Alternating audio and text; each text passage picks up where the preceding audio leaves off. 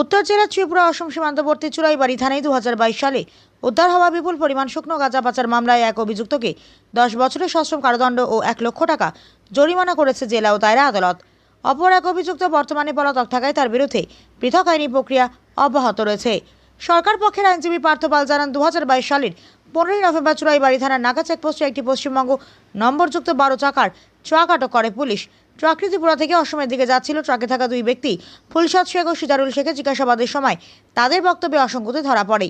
পরে সিজারুল শেখ গাড়িতে নিষিদ্ধ মাদকদ্রব্য থাকার কথা স্বীকার করলে এসডিপিওর উপস্থিতিতে ট্রাকে তল্লাশি চালানো হয়।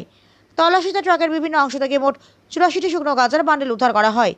ওজন করে দেখা যায় উদ্ধার হওয়া গাঁজার পরিমাণ 560 কেজি 600 গ্রাম। এই ঘটনায় পুলিশ এনডিপিএস আইনে মামলা রুজু করে তদন্ত শুরু করে। ফরেন্সিক পরীক্ষায় উদ্ধার সামগ্রিক গাঁজা বলে নিশ্চিত হওয়ার পর আদালতে চার্জশিট দাখিল করা হয়।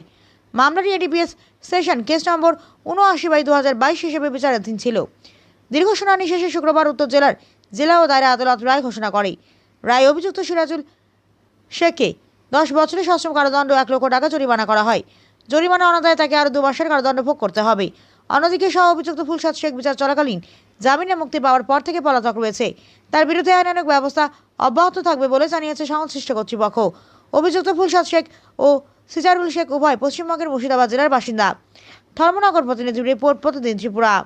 12 হুইলার একটা ট্রাক, এই ট্রাকটা ত্রিপুরা থেকে আসামের দিকে যাওয়ার পথে চুরাইবাড়ি থানার পুলিশ যখন আটকায় এবং ফর্মাল ভেহিকেল চেকিং ডিউটিতে জিজ্ঞাসাবাদ করে এবং গাড়ির কাগজপত্র দেখতে চায় এবং পরবর্তী সময় সন্দেহ হওয়ায় পুলিশ জিজ্ঞাসাবাদ করার পরে জানতে পারে যে গাড়ির মধ্যে কন্ট্রাব্যান্ড আইটেম আছে।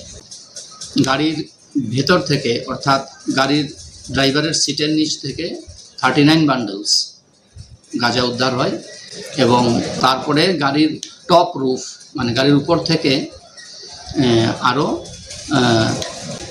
49টা প্যাকেট উদ্ধার হয়। 84 বান্ডেলে 560 কেজি 600 গ্রাম গাঁজা উদ্ধার হয়।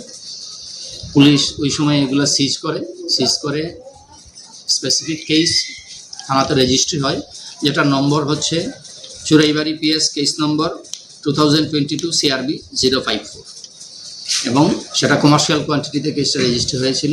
তারপর পুলিশ উষারানী দেবনাথ এই কেসটা লজ করেন।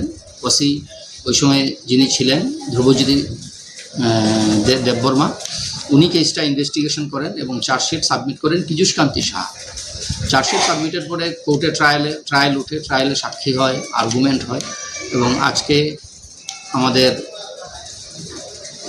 সেশনস জাজ এই কেসে আসামি সিজারুল এসকে তাকে 10 বছরের সশ্রম কারাদণ্ড এবং সঙ্গে 1 লক্ষ টাকা জরিমানা, অনাদায়ে আরও 2 মাসের জেল এবং